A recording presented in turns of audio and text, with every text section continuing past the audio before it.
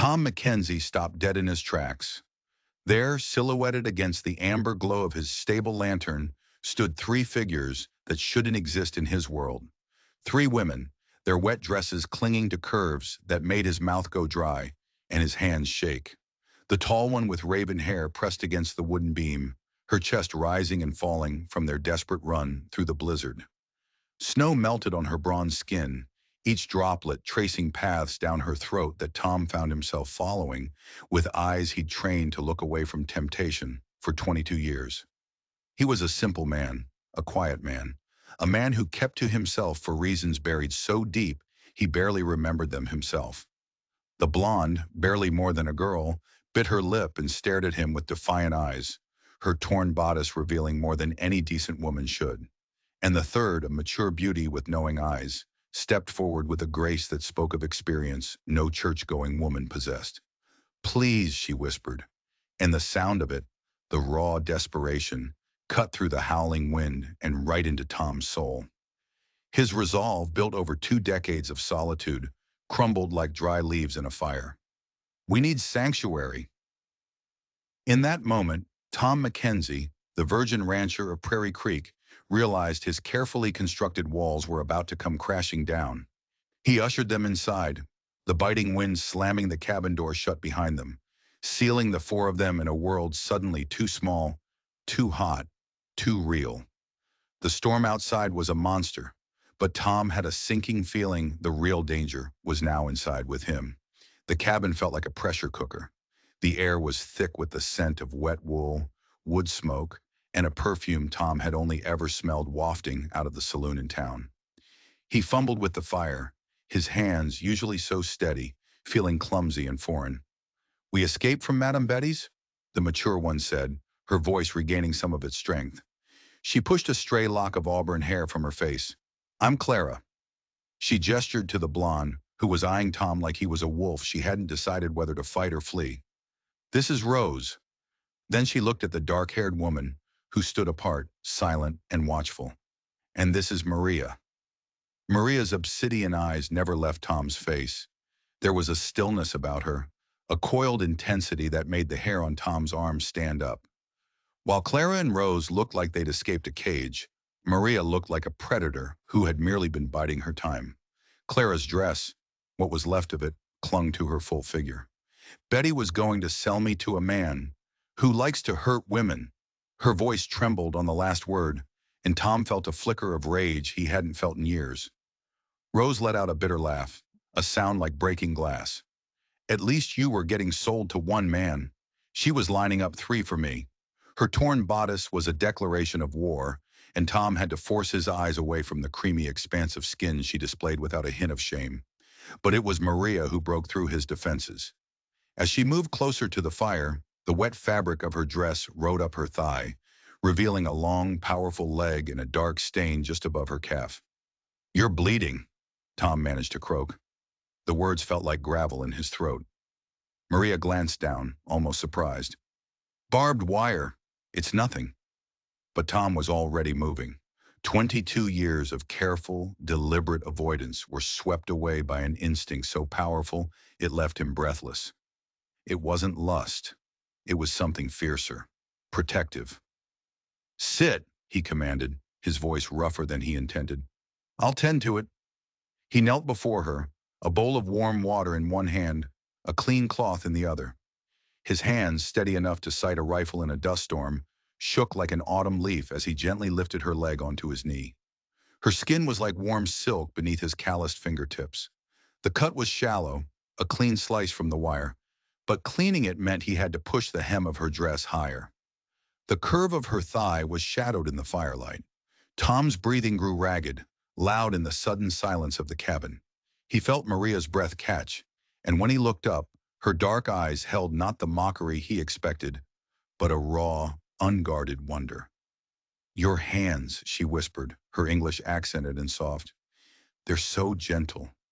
She trailed off, but Tom heard the unspoken words. "Not like the others." "I won't hurt you," Tom said, and the vow was absolute, a brand on his soul. "Any of you, you're safe here." Across the room, Clara watched them, her expression unreadable. Rose had gone quiet, her bravado falling away to reveal the frightened girl underneath. As Tom finished tying the bandage, his eyes met Maria's. And the world outside, the storm, the men who were surely hunting them, it all just disappeared. There was only the space between them, electric and dangerous. Then Clara spoke, her voice cutting through the spell. "We didn't just run, Mr. Mackenzie." Tom looked up. The softness in her face was gone, replaced by a steely resolve that chilled him more than the blizzard. "We took something she'll kill to get back." She reached into the folds of her wet dress and pulled out a small leather-bound book. It was soaked, but Tom could see the gold leaf embossed on the cover. It wasn't just a book, it was a ledger. And suddenly Tom Mackenzie knew that sheltering these women wasn't an act of charity, it was an act of war. The blizzard trapped them for 4 days and 4 nights. With each passing hour, the tiny cabin became a world unto itself, a fortress against the howling white fury outside, and a pressure cooker for the 4 souls trapped within. Secrets hung in the air like wood smoke, thick and suffocating. Clara took over his kitchen as if born to it, her movements efficient and graceful. She told him about her husband, lost to cholera, and her 8-year-old daughter, Lily, waiting with relatives in a town he'd never heard of. "A good man is rarer than gold, Tom," she said one night, her hand briefly touching his shoulder. The simple contact sent a jolt through him, a warmth that had nothing to do with the fire. But her eyes held a deep, profound sadness that seemed too large for just a lost husband. There was something else there, a desperation that felt like a ticking clock. Rose was a different kind of storm. The Irish girl was a whirlwind of sharp-tongued wit and defiant sensuality. She'd perch on his rough-hewn table, her dress hiked scandalously high, and tell stories of the men at Betty's place that made Tom's ears burn. "You ever been with a woman, Tom?" she asked bluntly on the second night, her green eyes dancing with mischief. When his face flamed red, she laughed, but it wasn't a cruel sound. "Don't worry, farm boy. We're not going to eat you alive." But later, Tom saw her by the window, her reflection showing a girl lost and terrified. Her bravado, a shield as thin as glass. She seemed to be watching the storm, but her eyes were scanning the horizon, as if expecting someone, or something. It was Maria who quietly took root in Tom's soul. She spoke little, but her presence was a constant, humming note in the small cabin. She moved with a silent grace that was almost unnerving, her dark eyes seeing everything, missing nothing. She watched him mend a bridle, her focus so intense he felt it like a physical touch. She'd watched the fire for hours, her face a mask of memories he couldn't begin to imagine. On the third night, long after the others had fallen into a restless sleep, Tom found her standing by the window. The moonlight on the fresh snow painted her in silver and shadow. "Can't sleep?" he asked, his voice a low rumble. She turned and he saw the glint of tears on her cheeks. "I dream of my people," she said, her voice soft. "Before the soldiers came. Before—" She didn't finish. She didn't have to. He stepped closer, drawn by a force he didn't understand. "Tell me about them." A small, sad smile touched her lips. "We have a word. Nadlihi. It means one who is in a constant state of change. A person with the heart of two spirits, gentle but fierce, nurturing but a warrior." Her fingers ghosted near his cheek, a breath away from touching him.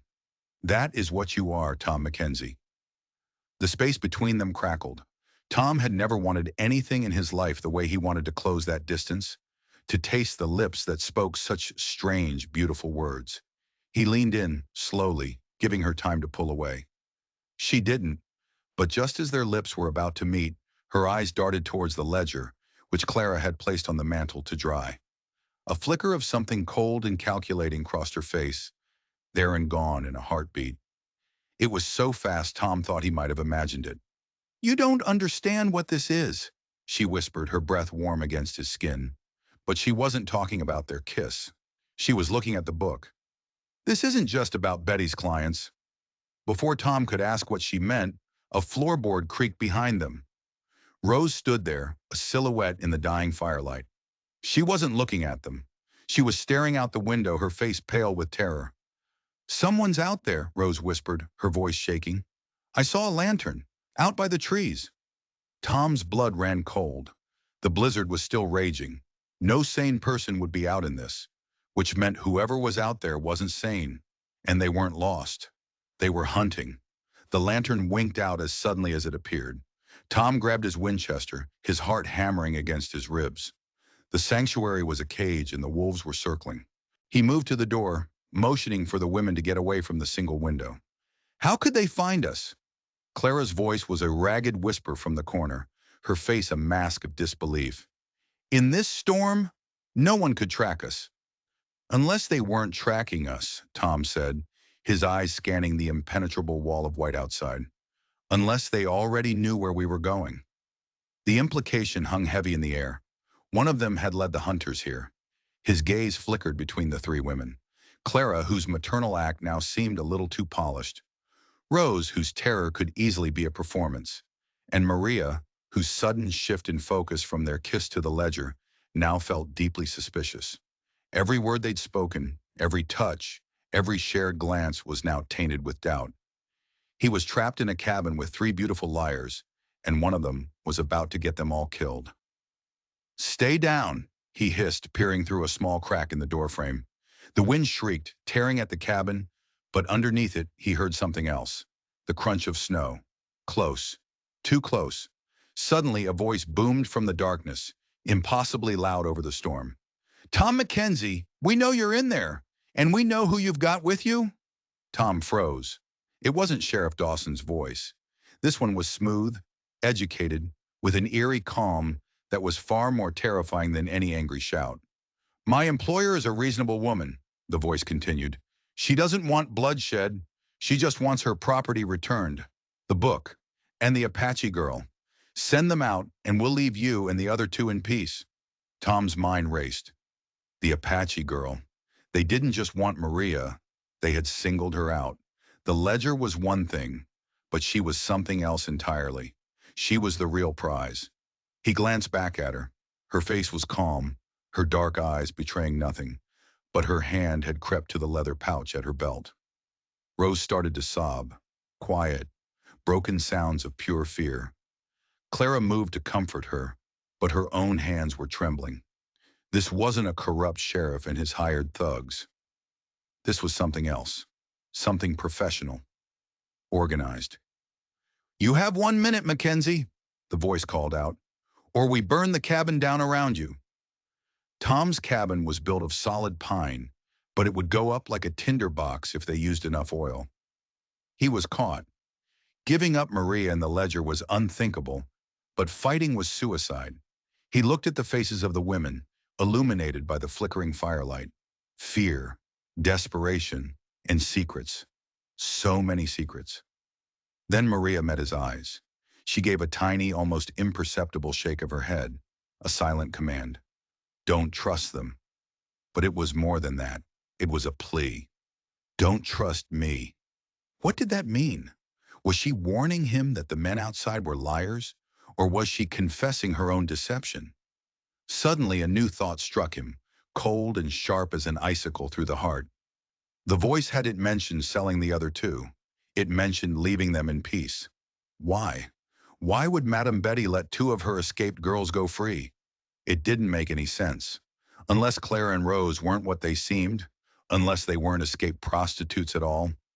Tom looked at Clara, comforting the sobbing Rose. He remembered the way she'd taken over his kitchen, so comfortable, so domestic. And Rose, with her brazen talk and flirtatious act, a perfect distraction. What if they weren't fugitives? What if they were bounty hunters themselves? What if their job was to find the real target, Maria, and deliver her, along with the ledger, to the men now waiting outside? The entire story could have been a lie. A carefully crafted performance to gain his trust, to use his cabin as a trap. The blizzard gave them the perfect cover. They'd brought the wolf right to his door, wearing sheep's clothing. He had 30 seconds to decide who to believe. The smooth-talking killer outside, or the beautiful silent woman who had just warned him not to trust her. The smell of kerosene suddenly cut through the air. They were making good on their threat. Tom's choice and his time had just run out. The back window, Tom snapped, his mind suddenly clear. The paralysis of doubt was gone, replaced by the cold calculus of survival. Go! Now! He didn't wait for an answer, shoving Rose towards the small window at the back of the cabin. She stumbled, her sobs turning into a gasp of surprise. Clara followed, her face a mixture of fear and confusion. "What about you?" Maria asked, her voice low and steady. She hadn't moved. "I'll buy you time," Tom said, his eyes locked on the front door. He could see the orange glow of a torch through the cracks. "Get to the rocks on the north ridge. Hide there." He expected her to argue or to run. She did neither. Instead, she moved to his side, pulling a long, wicked-looking knife from the pouch at her belt. The blade was dark, non-reflective, and expertly balanced in her hand. "We fight," she said. It wasn't a question. In her eyes, Tom saw not a victim, but a warrior who had been waiting for this moment her entire life. Whatever her secrets were, her fight was real. And in that instant, he decided that was enough. He kicked over his heavy oak table, flipping it on its side to create a makeshift barricade. The first splash of oil hit the outside wall, and the smell was overpowering. Another splash hit the door. "Clara, the rifle!" Tom yelled. His spare Winchester was mounted over the fireplace. Clara, who had been helping a stunned Rose towards the window, froze. She looked from the rifle to Tom, her face pale. For a split second, Tom saw a flicker of indecision, of cold calculation in her eyes that made his blood run cold. Was she deciding whether to shoot him or the men outside? The moment passed. She grabbed the rifle and tossed it to him, but the hesitation was burned into Tom's memory. He couldn't trust her. He couldn't trust any of them. But right now they were all in the same fire.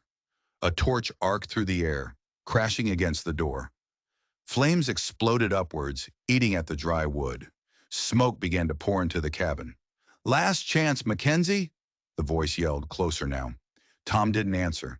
He ripped a strip from his shirt, handing it to Maria. "Breathe through this." He pressed the spare rifle into her hands. "You know how to use one of these?" She took it, her movements fluid and certain. "My father taught me." She checked the action with an efficiency that told him she wasn't lying. The fire on the door was spreading, the heat becoming intense. The smoke was a living thing, choking them, blinding them. Rose was coughing violently by the back window, struggling to climb out. Then through the roar of the fire and the howl of the wind, Tom heard a new sound, a low rhythmic thumping. It grew louder, closer.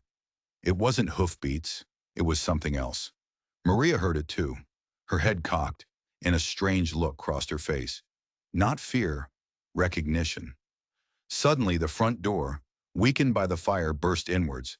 A figure stood silhouetted against the flames, a heavy repeating shotgun in his hands. It was the man with the smooth voice. He was tall, dressed in a fine city coat, and his face was cruelly handsome. "Such a shame," he said, his voice dripping with condescending pity. "I truly hate to damage good property." He raised the shotgun, aiming it squarely at Tom's chest. Tom brought his own rifle up, but he knew he was too slow. Then everything happened at once. From outside, a piercing cry split the night, a sound that was half human, half hawk. The man in the doorway flinched, his eyes darting toward the sound. In that single moment of distraction, Maria moved. She didn't fire the rifle. She dropped it. She lunged forward low and fast, the dark knife a blur in her hand. She drove it upwards, under the man's gun arm, sinking it deep into his side. He screamed, a high, strangled sound of shock and pain. The shotgun blast went wide, tearing a chunk out of the cabin ceiling. At the same time, the thumping sound became a deafening roar. Two massive shapes burst from the tree line, moving with impossible speed through the deep snow. They weren't men. They were bears. Huge grizzlies, their fur matted with snow, their eyes burning with a terrifying, unnatural intelligence. And on their backs were riders, warriors, their faces painted for battle, armed with bows and lances. The men outside scattered, their shouts of confident menace turning into screams of sheer terror. One of the bear riders let out another hawk cry, and an arrow fletched in black sprouted from the throat of a man trying to reload his rifle. Tom stood frozen, the scene before him something from a fever dream. Maria pulled her knife free and darted back behind the barricade, her face grim. The wounded man staggered back out into the snow, clutching his side. his handsome face contorted in agony. And Clara, who had been cowering in the corner, was now standing. She had Tom's small Colt revolver, the one he kept tucked in his belt, and it was pointed not at the chaos outside, but straight at Maria. "Give me the ledger, you bitch," Clara hissed, her voice stripped of all its maternal warmth, leaving only cold, hard venom. "My deal was for the book and you. I can still make that deal." Rose stared, her mouth agape. "Clara, what are you doing?" "My daughter," Clara snarled, her eyes wild. "Betty has my Lily. This was the only way." So the betrayal was real, but it wasn't what Tom had expected. It wasn't about bounty, it was about love. A twisted, desperate love that had turned this woman into a monster. Outside, the bear riders were making short work of the attackers. The fight would be over in seconds. But inside, the real battle had just begun. Tom was caught between a knife-wielding Apache warrior who summoned bear riders from the forest and a desperate mother with a gun and nothing left to lose. And the cabin was on fire. The situation was impossible. Clara's hand trembled, but the barrel of the Colt was steady, aimed right at Maria's heart. Tom was on the other side of the overturned table, his own gun useless unless he was willing to shoot through Maria to get to Clara. "Don't be a fool, Clara," Tom said, his voice low and calm, trying to cut through her panic. "They're not going to give you your daughter. People like that don't make deals. They just take." "Shut up!" Clara shrieked, spittle flying from her lips. "You don't know anything. She promised me. The book for Lily." Maria didn't move. She just watched Clara, her expression unreadable, her bloody knife held loosely at her side. She looked at the gun, then at Clara's eyes and seemed to find something there. A flicker of pity. "She's lying to you," Maria said, her voice surprisingly gentle. "Your daughter isn't a bargaining chip. She's leverage. Once they have what they want, they will have no more use for you. Or for Lily." Rose, who had been frozen in terror, took a shaky step forward. "Clara, please, she's right. We can find another way. We can save her together." "There is no other way." Clara's voice broke, a raw sob tearing from her throat. The gun wavered.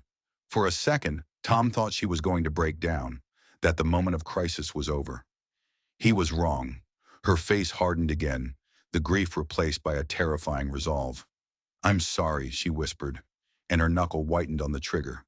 But before she could fire, an arrow slammed into her shoulder from behind. It came through the open back window, striking with such force it spun her around, throwing her against the wall. The Colt clattered to the floor. Clara slid down the wall, a look of utter shock on her face, the arrow shaft protruding from her shoulder. One of the bear riders stood framed in the window, his bow still raised. He was young, his face a mask of grim determination. He knocked another arrow. "No!" Maria cried out in a language Tom didn't understand. The warrior lowered his bow, his eyes questioning. The immediate threat was over, but the cabin was an inferno. Flames were licking up the walls, and the smoke was so thick Tom could barely see.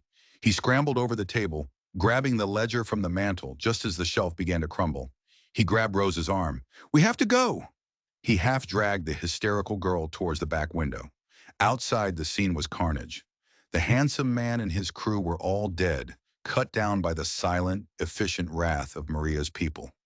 The two giant bears stood over the bodies, their breath misting in the frigid air, their eyes glowing with an eerie green light in the fire's glare. They weren't normal animals. Tom was sure of that now. They were something else, something ancient and powerful. Maria was already at Clara's side, ignoring the woman who had just tried to kill her. She snapped the arrow shaft, her movements quick and practiced. "We have to get her out," she said to Tom, her voice all business. "The arrowhead is still inside. If we move her wrong, it will kill her." Tom stared at her. "She betrayed us." "She is a mother trying to save her child," Maria countered, her dark eyes flashing. "That is something my people understand." Before he could argue, the young warrior spoke from the window, his voice urgent in that same strange tongue. Maria's head snapped up. She replied with a series of sharp, guttural commands. "What is it?" Tom demanded. "More are coming," she said, her face grim. "A lot more. That man was just the scout. Betty's private army is on its way, and Sheriff Dawson is with them. Tom's heart sank. This wasn't over. It was just the beginning. They worked fast, the smoke burning their lungs. Tom and one of the warriors made a makeshift stretcher for Clara out of a blanket and two rifle barrels. She was unconscious, her face pale and clammy. Rose, her earlier hysterics replaced by a numb shock, followed them out into the blizzard, which was finally starting to die down. The cabin collapsed behind them with a deafening roar, sending a shower of sparks into the night sky, erasing Tom's entire life in a matter of minutes. The lead warrior, an older man with a face like carved granite, approached them. He spoke to Maria, his eyes never leaving Tom. Maria responded, then turned to Tom. "This is Gray Elk," she said. "My uncle. He says we brought trouble to your home. He apologizes." Tom just shook his head, too stunned to speak.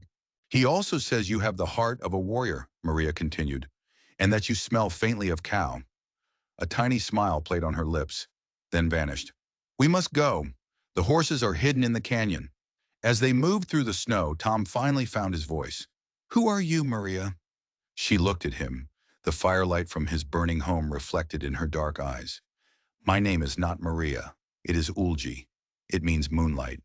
My father was a chief of the Jicarilla Apache, the man who hired Madame Betty, the one who wants that ledger. His name is Governor Thompson. He organized the raid that killed my family and sold me to the slavers. That book doesn't just contain the names of Betty's clients. It contains the proof that Thompson orchestrated the massacre of my people to steal our land." The pieces clicked into place. This was never about a brothel. It was about genocide. It was about a governor who had used Betty's operation to launder money and silence his enemies. And Tom, the quiet rancher from Prairie Creek, had just stumbled into the middle of a war for the soul of the entire territory. He looked at the ledger in his hand. This simple book of names was a death sentence, and now it was his too. Gray Elk led them on a brutal, punishing pace through the breaking storm. The world was a mess of snow and shadow, and Tom's mind struggled to keep up with the cascade of revelations. Ulji, Moonlight, the daughter of a chief, a governor who was a murderer. His simple cabin, his simple life, was a pile of smoldering ash miles behind him, a memory from another lifetime. They reached a hidden canyon where a dozen wiry Apache ponies were waiting, sheltered from the worst of the wind. Clara was laid gently on a travois, her breathing shallow. Ulji worked on her wound with a quiet intensity, using powders and poultices from a leather bag. Her hands, which Tom had thought so gentle, were now the skilled hands of a field surgeon. Rose huddled under a blanket, shivering uncontrollably, her eyes wide with trauma. She looked at Ulji, then at Clara, then at Tom. The world she thought she knew had been a lie built on another lie. Tom felt a kinship with her. His world had been built on a lie too, though one of his own making. The lie of a quiet life. The lie that he could outrun the past. As Ulji finished tending to Clara, Gray Elk approached Tom. He didn't speak English, but his eyes were sharp and intelligent. He pointed at the colt on Tom's hip, then at the bodies they had left behind at the cabin. He made a gesture, a quick, fluid motion with his hand. It was the distinctive flick of a gunslinger fanning a hammer. Ulji translated, her voice soft. "He asks where you learned to fight like that. He says you move like the ghost of the Cimarron." Tom's blood ran cold. The ghost of the Cimarron. It was a name he hadn't heard in 15 years. A name that belonged to a man who was supposed to be dead. A name that belonged to his father. "My father was a rancher," Tom said, his voice tight. It was the lie he told himself so many times it almost felt true. Ulji looked at him, her dark eyes seeming to pierce right through the deception. "There are many kinds of ranches, Tom Mackenzie, and many kinds of herds to manage." She let the comment hang in the air, a silent challenge. Before he could respond, the young warrior who had shot Clara returned from a scouting mission. He spoke in rapid Apache, his words tumbling over each other with urgency. Ulji's face went grim. "Dawson and his men have found the cabin. They've split into two groups. One is tracking us. The other is riding hard for Prairie Creek." "Prairie Creek?" Tom asked, his heart lurching. "Why?" "To set a trap," Ulji said. "They know we can't stay in the wilderness forever. not with a wounded woman. They assume we will head for the town doctor. They will be waiting for us. It was a good plan, a smart plan, and it would work. Doc Peterson was the only doctor for 100 miles. It was exactly where they would have gone. But they made a mistake, Ulji continued, a dangerous glint in her eye. They divided their forces. Gray Elk will lead half our warriors to intercept the group tracking us. He will lead them on a chase into the Badlands, a chase they will not return from. And us? Tom asked. We do the unexpected, she said. We ride for Prairie Creek. It was insane, riding directly into a trap. But as he looked at her, he saw the cold, hard logic in her eyes. It was the last thing their enemies would expect. The town has only one way in and one way out, Tom argued. We'd be cornered. Not if we don't use the road, Ulji said. She pointed to the east towards the sheer rock faces that bordered the valley. There is an old goat trail, barely wide enough for a man on foot. My people used it long before the town was built. It will take us to the cliffs directly above the doctor's house. It was a desperate, reckless gamble, and it was their only chance. As they prepared to ride, Tom saw Rose staring at Clara's unconscious form. Tears streamed down her face. It's my fault, she whispered. I knew she was meeting with someone from Betty's. I saw her sneak out. I thought she was a traitor, that she was just saving herself. I didn't know about her daughter. The confession hung in the frigid air. Rose's sharp-tongued suspicion had blinded her to Clara's desperation. Another layer of betrayal, this one born of fear instead of malice. We all have our secrets, Rose, Tom said, his own father's ghost looming large in his mind. They rode hard, the tough Apache ponies navigating the treacherous terrain with an unnatural surety. Tom, an expert horseman, found himself struggling to keep up. This was their land, their world, and he was just a visitor. As they neared the cliffs overlooking Prairie Creek, Ulji called a halt. They could see the town below, lights twinkling in the pre-dawn gloom. They could also see Dawson's men, at least a dozen of them, taking up positions around Doc Peterson's house. The trap was set. Ulji laid out the plan, her voice a low whisper. She and 2 warriors would take Clara down the goat trail. Tom's job, along with the young warrior who'd shot Clara, was to create a diversion. A loud, violent diversion on the other side of town. Draw them away from the doctor's house, she instructed. Give us time to get Clara inside and barricade the door. The young warrior looked at Tom, his expression a mixture of teenage arrogance and respect. Ulji introduced him. This is Hanaya. It means spirit warrior. He is the one who shot Clara. He is sworn to protect her now, to repay the debt. Tom nodded at the boy, who nodded back. And Rose, Ulji said, turning to the terrified girl. Your part is the most important. She handed Rose the ledger. You will not come with us. You will take a horse and ride for the federal courthouse in Santa Fe. Do not stop. Do not talk to anyone. Give this book only to a U.S. Marshal. Tell them everything. Rose stared at the book as if it were a coiled snake. Me? But I can't. You can, Ulji said, her voice firm. Clara did what she did for her daughter. Now you will do this for her. It was a stroke of genius. While Dawson's men were focused on the town, and while Tom and Hania created a diversion, the real prize would be spirited away. As Rose mounted her horse, her face pale but determined, Tom felt a surge of hope.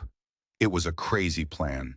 It would probably get them all killed, but it was better than running. He and Hanaya crept through the darkness towards the far side of town, towards the livery stable and the saloon. Tom carried a sack filled with oil-soaked rags. His life as a quiet rancher was over. His father's blood, the blood of the ghost of the Cimarron, was singing in his veins. He was about to set fire to the only town he had ever called home, and he had never felt more alive. The livery stable went up with a roar, the dry hay catching instantly. Flames clawed at the night sky, painting the underside of the clouds a hellish orange.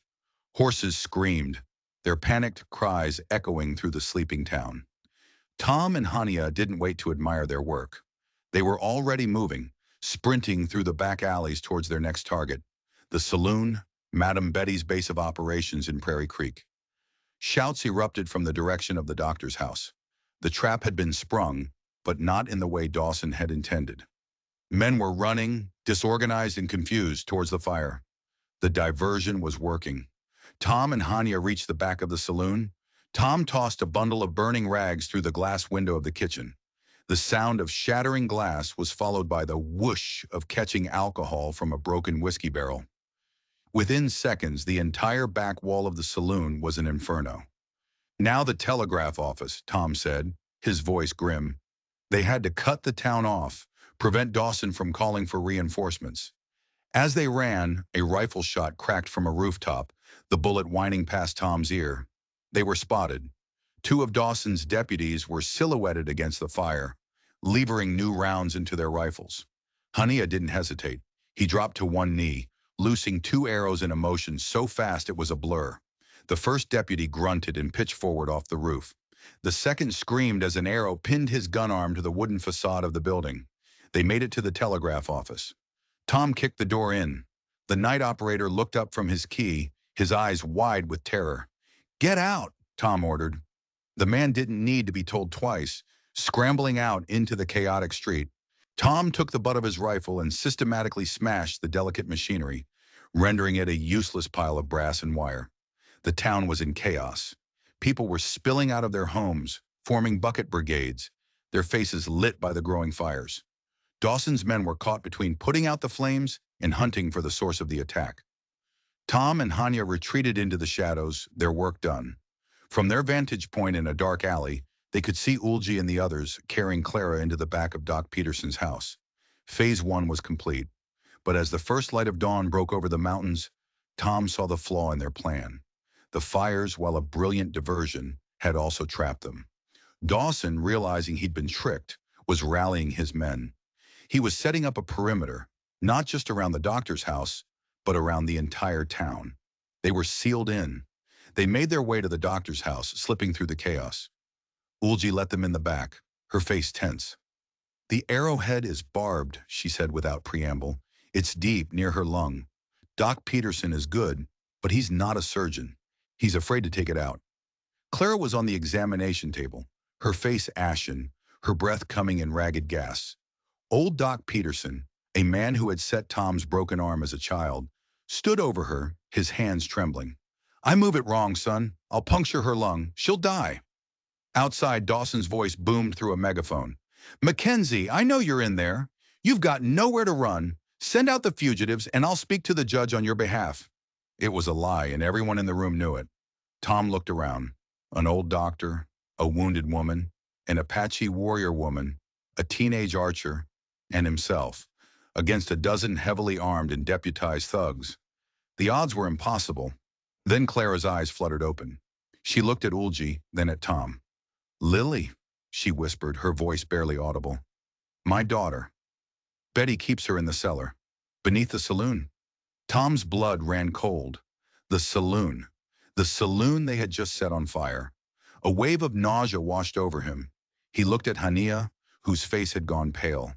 The boy had sworn to protect this woman, to repay his debt, but their actions may have just condemned her child to a horrible death. Clara seemed to read their thoughts. A single tear traced a path through the grime on her cheek. "It's not your fault," she rasped. At that moment, the front door of the doctor's office splintered under the impact of a heavy battering ram. The siege had begun. They barricaded the door with heavy furniture, but it wouldn't hold for long. Gunshots erupted, shattering the windows. They all hit the floor, glass raining down around them. "There's a tunnel," Doc Peterson yelled over the din, "built during the war, to hide supplies. It leads from my cellar to the old abandoned church at the edge of town. Hope, a sliver of it, but it was there." Tom and Hanya returned fire, providing cover while Ulji and the doctor carried Clara toward the cellar door. The barricade at the front was groaning, about to give way. They scrambled down into the dusty, web-filled cellar. Doc Peterson pulled aside a stack of old crates, revealing a dark, narrow opening in the stone foundation. "It's tight, but it's solid. Go." Hanya went first, then the doctor, guiding Clara through. Ulji was next. She paused at the entrance, turning to Tom. "Come on!" Tom shook his head. "They saw us come in here. They'll see the tunnel. Someone has to hold them off. Buy you time to get away. Don't be a fool, she said, grabbing his arm. That's suicide. It's a chance, he corrected her. You get Clara out, get to Santa Fe, find Rose.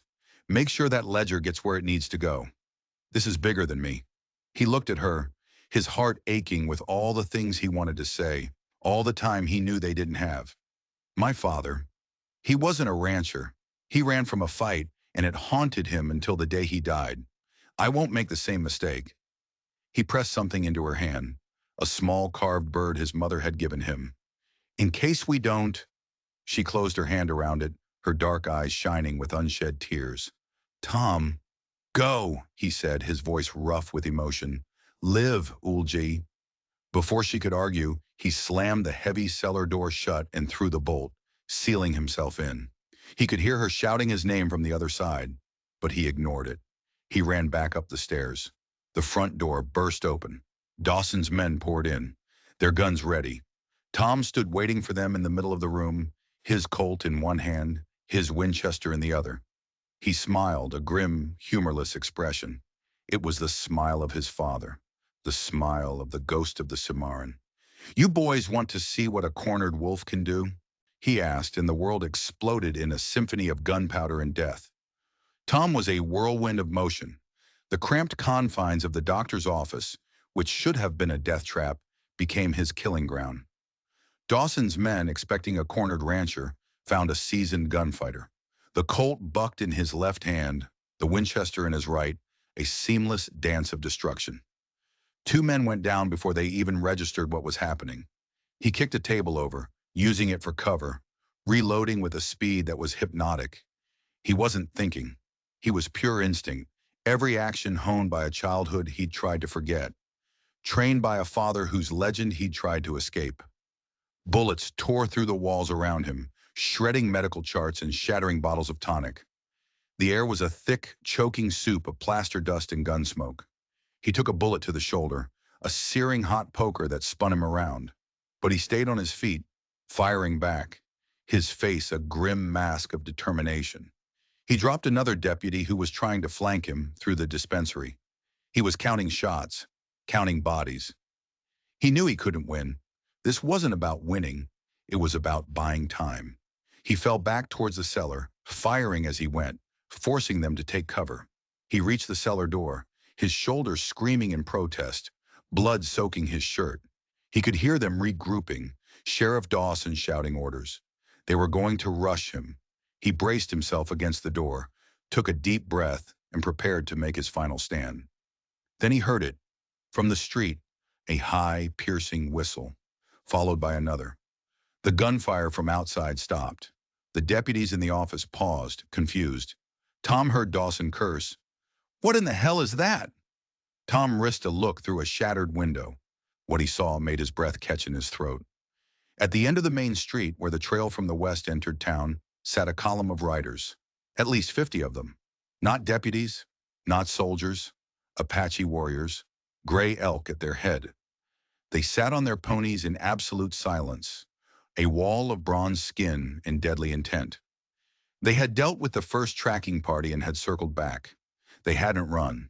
They had come to fight. Dawson's men looked from the silent warriors to the doctor's office and back again. They were caught. Their dozen rifles were no match for the 50 bows and lances arrayed against them. Their trap had become a cage, and they were the ones inside it. The back door of the doctor's office opened. Ulji stood there, a rifle in her hands. Hanaya and Doc Peterson were on either side of her. They hadn't run. They'd gone through the tunnel, circled around, and come back. They'd come back for him. It's over, Dawson, Tom yelled, his voice hoarse. Drop your weapons. The sheriff looked at the Apaches, then at the back door, then at the cellar where he thought Tom was still trapped. He was surrounded, outmaneuvered, and utterly defeated. With a snarl of pure hatred, he threw his gun into the dust. One by one, his deputies followed suit. As Gray Elk's warriors moved in to disarm them, Tom finally allowed himself to collapse against the door, the strength leaving his limbs. Ulji was at his side in an instant, her hands assessing his wound with a gentle, practiced touch. I told you not to be a fool, she said, but her voice was thick with relief. Looked like it worked, he managed, a weak grin on his face. Later, as the sun climbed higher, they dealt with the aftermath. Dawson and his men were tied up, their fate to be decided by the U.S. Marshals who were hopefully on their way. Tom's first thought was of the saloon and the little girl trapped in the cellar. He, Ulji, and Hania ran to the smoldering ruins. The main building had collapsed, but the stone foundation was intact.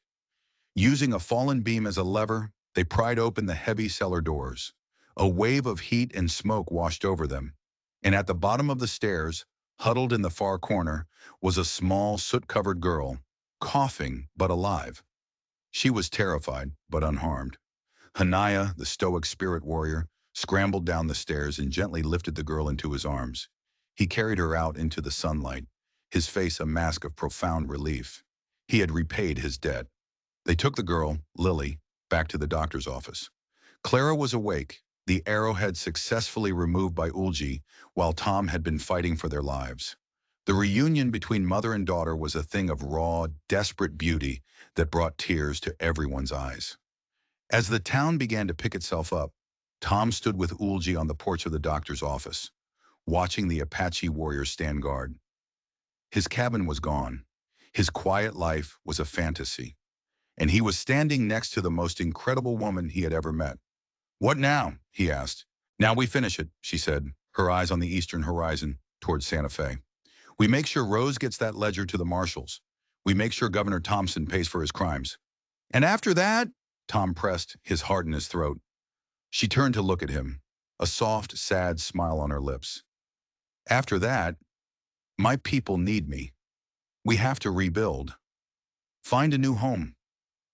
The unspoken words hung between them, a home that doesn't include you. The fight had brought them together, but peace would tear them apart. He was a white man, the son of a famous gunfighter. She was the daughter of an Apache chief. Their worlds were too different, their paths destined to diverge. He reached out and took her hand, her fingers laced with his. For a moment, they just stood there, two people from different worlds who had found each other in the heart of a firestorm. The journey to Santa Fe was long and hard. They traveled with Gray Elk's warriors, a moving fortress of silent, deadly protectors. Clara, recovering from her wound, rode with her daughter Lily in a travois, her eyes never leaving the child she had almost lost. Hania rode beside them, a self-appointed guardian, his youthful arrogance replaced by a quiet sense of duty. Tom and Ulji rode side by side at the head of the column. They spoke little, but a universe of understanding passed between them in shared glances and small gestures.